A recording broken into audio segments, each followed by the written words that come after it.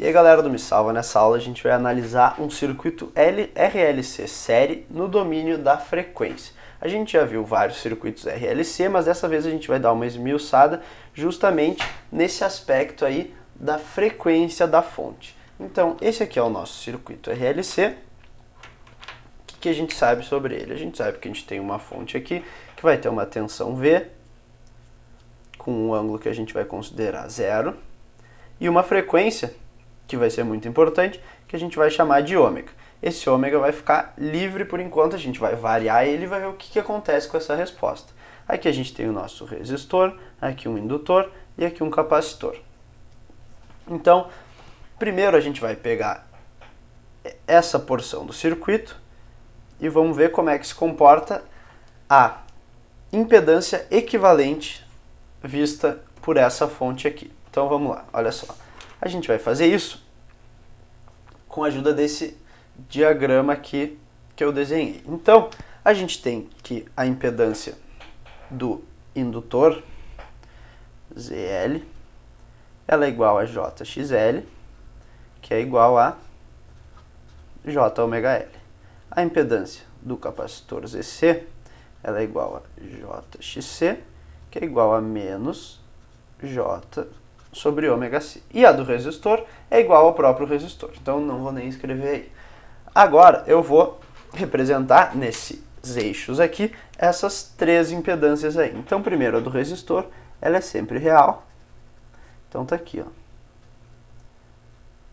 Tem comprimento R. A do indutor, ela é imaginária e positiva. Então ela vai estar aqui, ó. E aqui para baixo vai estar a do capacitor XC. Como é que tu vai fazer para determinar essa impedância equivalente? Olha só, matematicamente, o que está acontecendo aqui? A gente vai somar esses três números aí e olha o que vai aparecer. O Z equivalente, ele vai ser igual. Pensa assim, ó, esse aqui não tem nada para ser somado com ele e ele é totalmente real. Esses dois que são imaginários vão ser subtraídos um do outro, XL menos XC. Se tu botar esse XC para cima e fizer essa subtração, tu vai ficar com um triângulo aqui, retângulo. Então, esse Z equivalente, ele vai ser igual a R mais J, que multiplica XL menos XC. Ok? Então, olha só. A gente vai ter um Z equivalente que tem uma parte real e uma parte imaginária.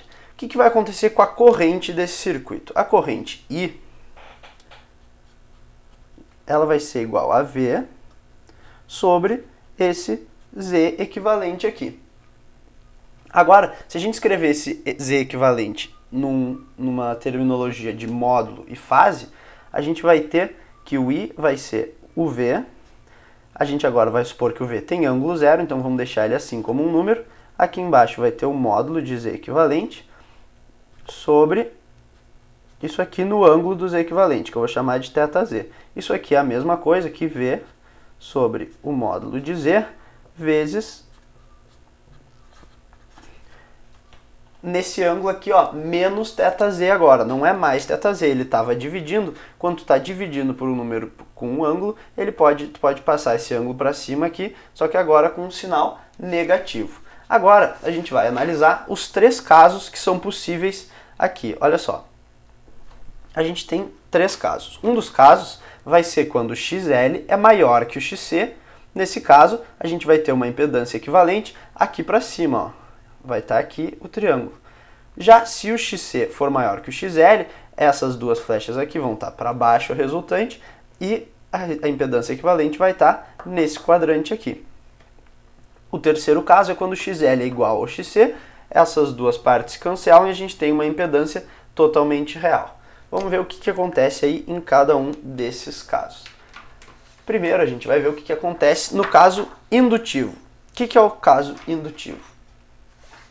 O circuito indutivo é aquele em que XL é maior que XC. E o que vai acontecer? A nossa impedância Ó, se tu fizer aquele mesmo diagrama lá da soma de impedâncias, a gente vai ter aqui o R, essa flecha aqui para cima agora é o XL menos XC, e a impedância equivalente está aqui, ó, a soma desses dois. Então a gente vai expressar essa impedância equivalente da seguinte forma. Z equivalente vai ser igual ao módulo de Z com um ângulo positivo aqui, ó, esse ângulo. Então a gente vai falar que é um ângulo θ mais, tá? Positivo. Agora, o que vai acontecer? A gente vai ver o que acontece com a corrente. I, ela vai ser igual a V sobre o módulo de Z, que nem a gente já viu, só que agora, ó, num ângulo menos θ positivo, ou seja, num ângulo atrás do ângulo da tensão, um ângulo negativo. Isso aqui vai ser importante na nossa análise futura aí. Agora, para o circuito capacitivo, o que está acontecendo ali? No circuito capacitivo, a gente tem que o XC é maior que o XL. E naquele diagrama lá, ó, a gente vai ter o R aqui no eixo horizontal, como sempre. Aqui vai ter o XL menos XC. E a impedância equivalente agora vai estar aqui, ó. Então, a gente vai escrever essa impedância como sendo um módulo com um ângulo negativo, que eu vou botar θ menos aqui. Então, a corrente I vai ser V sobre o módulo de Z, só que com um ângulo agora θ mais θ menos, ou seja, como esse ângulo aqui era negativo, perdão, aqui menos θ menos. Aqui a gente vai botar menos θ menos, um ângulo negativo, então aqui mais θ menos fica um ângulo positivo. E a situação limite é aquela que a gente já viu da frequência de ressonância. O que é essa frequência de ressonância?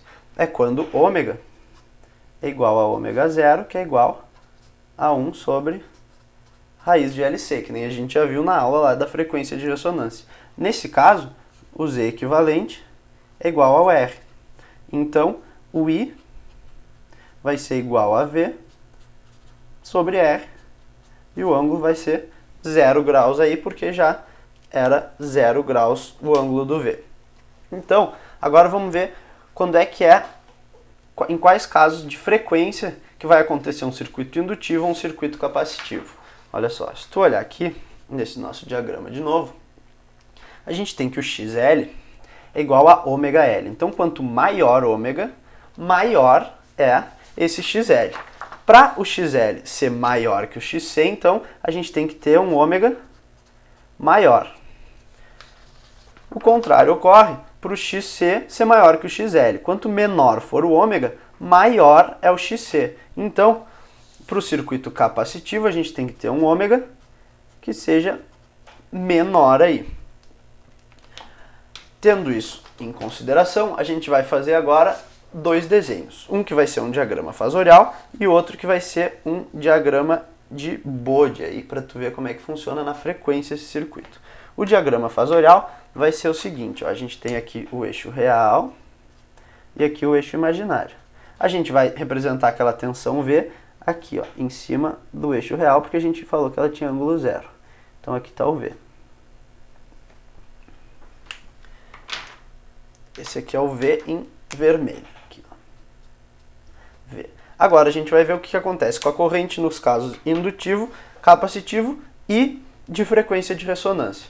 Então, olha só, o que a gente chegou à conclusão aqui no circuito indutivo?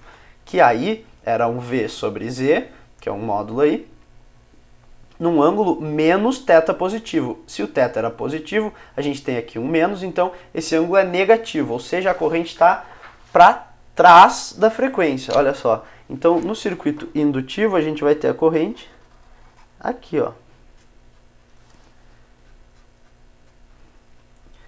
Vou marcar como I1, olha só. E esse aqui é o nosso θ, vou chamar de θL, que é o θ indutivo. E aqui no canto, vamos botar I1, XL maior que XC. Agora, para o caso capacitivo, vai ser o contrário. Tu tinha um θ negativo antes, quando tu divide por ele, ele vira um θ positivo. Então, tu vai ter aqui, ó, a tua corrente I2, e aqui tu vai ter o teu θc.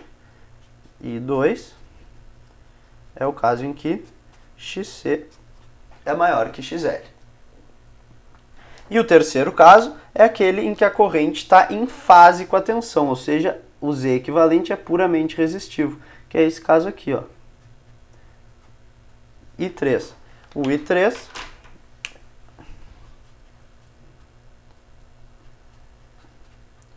o XC é igual ao XL. Então, olha só, o que tu tem? Três possibilidades. Tu tem a tua tensão lá, a tua corrente I1 vai estar ou atrasada, ou em fase, ou adiantada em relação a essa tensão. Lembrando que esse sistema aqui fasorial gira com velocidade ômega para lá. O módulo vai depender do ômega. E a fase também, porque o circuito vai ser indutivo ou capacitivo, dependendo desse ômega aí. Por fim, vamos ver o que acontece com o diagrama de Bode. Olha só, a gente tem aqui esse diagrama que a gente chama de diagrama de Bode. Na verdade, ele não vai ser um diagrama de Bode totalmente, porque o diagrama de Bode ele é numa escala logarítmica no eixo x, e a gente vai usar uma escala normal, que é mais fácil de entender. Então aqui, ó, a gente tem um eixo horizontal, que é o eixo da frequência, e dois eixos verticais, na verdade. Esse aqui, onde vai estar representado o módulo da corrente, e esse aqui de baixo, onde vai estar representado o θ, ou seja, a diferença de fase entre a tensão e a corrente. O que acontece quando a gente tem uma frequência muito baixa lá? Quanto mais baixa é a nossa frequência, mais capacitivo é o circuito. Então o circuito está mais aqui, ó, mais nessa região de cima, aqui, ó, nessa região verde aqui. Então o que a gente tem? Um θ positivo, mas o módulo é sempre menor que o V, porque tu está sempre dividindo uma coisa por um número que é igual a R mais um número complexo. Então, quanto maior o XL ou maior o XC, menor é o módulo dessa corrente. Para um caso em que ômega é igual a zero, tu vai notar lá que a gente vai ter um módulo também zero, porque o XC vai ir para o infinito. Então, olha só, aqui no diagrama, para um ômega tendendo a zero, a gente tem um módulo que também tende a zero. E nesse diagrama aqui, ó, o que tu tem que perceber? Quanto maior for o ômega, maior vai ser esse θc aqui. O caso limite é quando o θc é igual a 90 graus. Então, a gente começa esse nosso diagrama aqui da fase no 90. Para frequências tendendo ao infinito, a gente vai passar para essa parte azul aqui. O ângulo vai tender a menos 90 e o módulo também vai tender a zero, porque o jωL vai ser muito grande. Então, a gente vai ter no infinito aqui, e aqui a gente vai ter o menos 90 graus. Agora, volta a ver o que acontece na frequência de ressonância, que é exatamente aqui no I3. Olha, o θ é zero, e o módulo vai ser máximo, e vai ser igual a V sobre R, que é o máximo que pode ter o módulo dessa corrente aí. Então, a gente vai chegar num gráfico mais ou menos assim. Esse aqui é a magnitude, e essa aqui vai ser a fase. Ó. Esse ponto onde a magnitude é máxima é justamente na frequência de ressonância, ômega zero,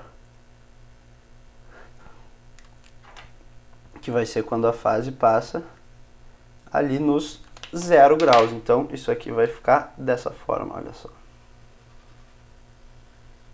E esse aqui é um gráfico da fase e do módulo da corrente em função da frequência da fonte. É bem interessante esse gráfico, e ele vai ser muito mais explorado em cursos mais avançados aí. Mas, por enquanto, o que tu tem que entender é isso aqui, ó, que no circuito RLC, a gente pode ter a corrente atrasada, adiantada ou em fase com a tensão. Isso vai depender exclusivamente do ômega aí, porque vai ter ômegas em que vai estar em fase, ômegas que o circuito vai ser capacitivo e ômegas em que o circuito vai ser indutivo. Era isso aí então, e até a próxima aula.